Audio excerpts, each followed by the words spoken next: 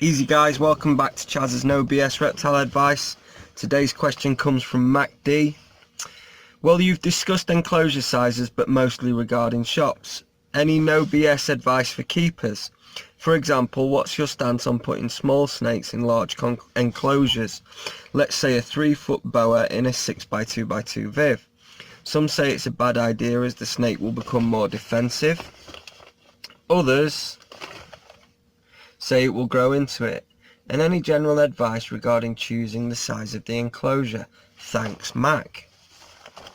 Well, Mac, I think that's an excellent question, and I think it's potentially a question a lot of people at some point during their snake keeping career, they're going to ask themselves, is the snake ready to move up yet? Now, traditionally, when we sell snakes and we're starting off, we raise them in a creche situation, and our shop is no different. So our baby corn snakes we put into a faunarium or a really useful box of appropriate size. We grow them on where they feel safe and secure, and then between 9 months and a year of age they then mature out and go up into their 3-foot vivarium. But that's something we've always done. If I was to sit and think about maybe putting baby snakes into their adult size enclosure straight away, which I potentially think is something that would crop up more regularly than say a 3-foot boa in a 6x2x2, but proportionally I suppose the sizes are the same. I do worry about animal feeling secure about it feeding, about it being settled, and it isn't just about whether the snake feeds. So, abstinence from food is a symptom of stress. Ulceration of the dietary tract is a symptom of stress. Heightened aggression, heightened flight or fight responses are another sign of stress. So, do I think that they could be exacerbated in a larger enclosure? Yeah, potentially. Potentially I do. Do I have any evidence to back that up? No. It'd just be experience, I suppose. Snakes that have been moved up too soon, they refuse food. Now, is that down to me not planning out the vivarium, not making sure that there was adequate height? Quite possibly.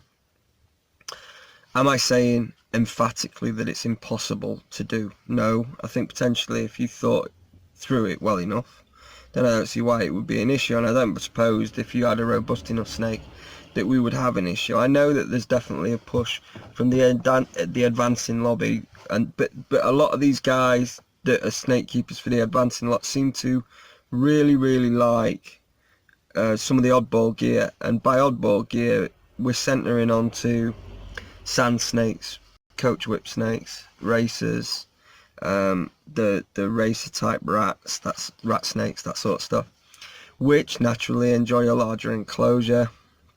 They're such as the coach whips and things, they need a really large enclosure, very high basking temperature that they can escape from. So there are certain mechanics at play for the race type snakes that aren't at play for our standard temperate colubrids, and those are the considerations that we have to make. And do we want to force a square peg into a round hole? Not necessarily. I think boas are robust and they're strong-minded, strong-willed, that not a lot shakes them, and if we add the hides, I think if you put a 3-foot, which makes it 18 months old, snake into the 622, do I think that would be an ongoing concern? No, not particularly. I think it would be fine. It might be a little more defensive certainly to begin with, but if we made sure that it had extra hides, it felt secure and it could get out of line of sight, then I really don't see you having an issue. What would be more of a concern would be putting a neonate or a juvenile into its adult enclosure straight away, where the animal isn't as established, where protracted abstinence from food will have a far more marked and far quicker seen set of results. I think that as we move forward in time, the prevailing sentiment within the hobby is we're going to see that enclosures grow. I don't necessarily think that that's a bad thing. I think that maybe, well, there's no maybe about it. Over the past decade, particularly with the advent of racking systems, we have taken the piss with the sizes that we keep snakes in, and they needed to be in large tanks. And it's the industrial size, professional breeders who have advertised what they do that I see as one of the sole contributing factors for that. And rather than having a well decorated, well thought out, well presented show enclosure, people would regularly choose to have half a dozen semi-opaque plastic boxes in its stead. And that is a shame.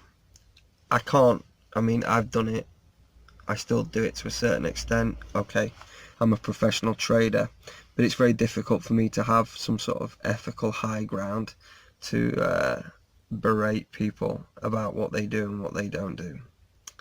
But I think that, we could certainly be a lot more generous than we are sometimes. We could think through the way that the enclosures are structured. The proposition of a 3-foot burrow in a 622 is not problematic for me at all. I'd quite happily do it, as long as I thought that it could escape and it would be fine at 18 months of age. The danger zone they pass through, they're feeding, they're established, they're gaining muscle mass, they're doing okay. And a little bit of extra stroppiness could be anticipated, but then without blowing my trumpet, I suppose, if I am an advanced keeper or a keeper that has been around a while, and the heightened aggression or being bit is of no consequence to me, would a beginner have the same attitude to heightened aggression or defensiveness? Probably not. They'd more than likely shit themselves and not want to get near the snake again. And that is the rub. Who is it that wants to put the snake into the larger enclosure? An experienced keeper or a beginner? Do the beginners understand what the potential consequences could be if we put them into the larger enclosure? Would they still put them into the larger enclosure earlier if they thought they were being more generous, but they traded in temperament and territoriality? Probably not. Will they eventually end up in a reasonable sized adult tank? Well, yeah, they should do. Certainly if they came in our store and they bought their snake starter kit and took their baby corn and raised it on for 9 months to a year, then they came back, took their 3-foot, 4-foot viv, their 2 or 3 hides, plants, logs, the works, snake's going to be perfectly happy.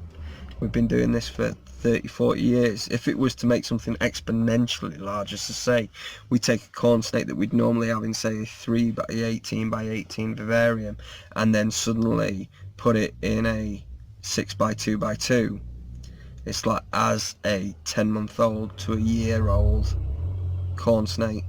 Is that still appropriate? Do we then put the snake at risk? Is there then a problem? Those are the questions that for me, are probably, that's where the problems are going to begin. The boa's potential to reach 7, 8, 9 feet. Corn snake's only going to reach 4.5 foot. 622. It's barely 18 inches long at 9 months old. Does it belong in that 622? Yeah, probably not. I don't think it does. And we need to sort of bear that in mind. We need to maybe inject a little bit of realism. There's generosity when it comes to size, and then it can segue into stupidity quite quickly, or just unnecessary. People keep multiple animals.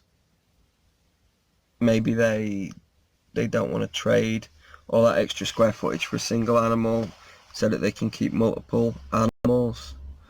Is that morally a good comparison? No. Is it something that people choose to do day to day? Yep. All over the world, hundreds, thousands times a day, they will choose to have their 6 semi-opaque plastic tubs rather than their big showing vivarium. And if it meant that they could only keep, say, 2 snakes rather than 12 snakes, what are they going to do? Well, if the past decade's taught us anything, they're going to ring up one of these racking system companies and keep the 12, unfortunately.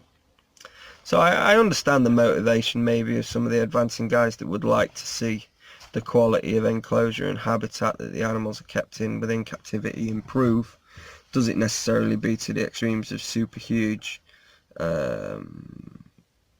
vivariums that would make racers and coach whips and such like happy?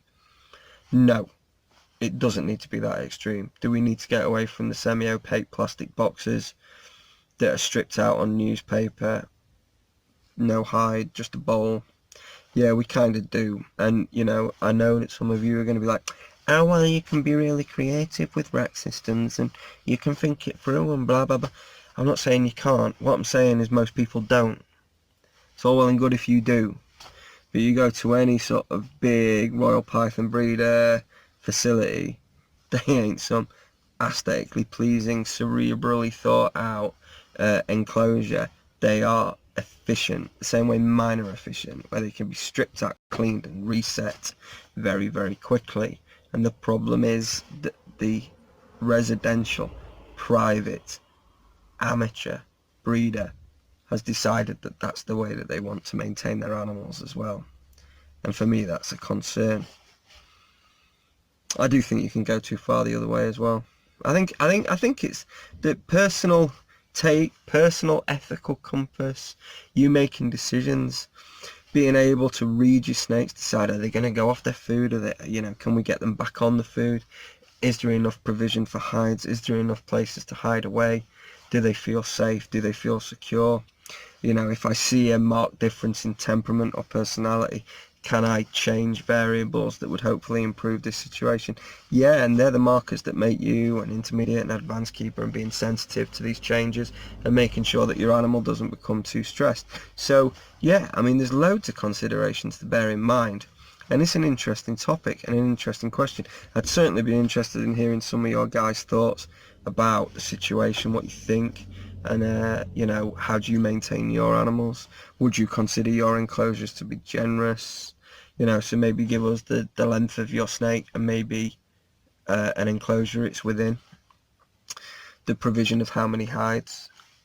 You know, is it pseudo-naturalistic? Is it the stripped out, sterile, basic industrial newspaper or corrugated cardboard? Or is it fully bio? Is it pseudo-naturalistic? What have we got? Let us know. It'd be interesting just to find out. We can get a cross-section that way, and that can probably help MacD. See, the thing is, well established, I don't write scripts for these videos. I just sit and sort of spitball. But it's an interesting one, and I've got bits that maybe drag me one way and drag me back another. Are certain species more sensitive to more space? Will certain snakes stop feeding if given too much space? Will others thrive if given more space?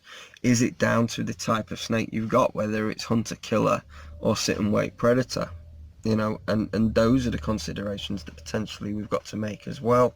You know, would a lean, mean fighting machine such as a scrub python need more space than a sedentary, very heavy-set Malayan blood python? Well, in my mind, yeah. Even though they probably weigh the same. Blood might even outweigh the scrub. But it's going to lay there and fuck all.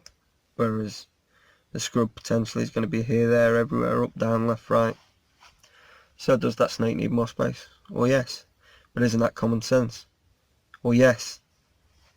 But that's potentially what there's a lack of in this hobby. Where someone just goes, well, that's obvious, isn't it? You would hope so. You know, you look at the animals, natural habitat, natural life cycle, natural way of doing things. Can I replicate that in captivity? If your animal sits in a bog perpetually and its whole design is a cryptic patternation where it lays and does nothing until something walks past once every 2.5 months, does it need an expansive vivarium that it'll never use? Conversely, if your animal is lean, hunter, elongate, alert, active, maybe even diurnal, does it need a tiny tank? No. Rub its face off. But again, this is common sense. So like I said, put your views in the comments. Let's have a discussion. Don't let anybody be a dickhead, please, because I've had enough of that this week with the Facebook page. and the society's being idiots again, and their bulldogs coming out to play.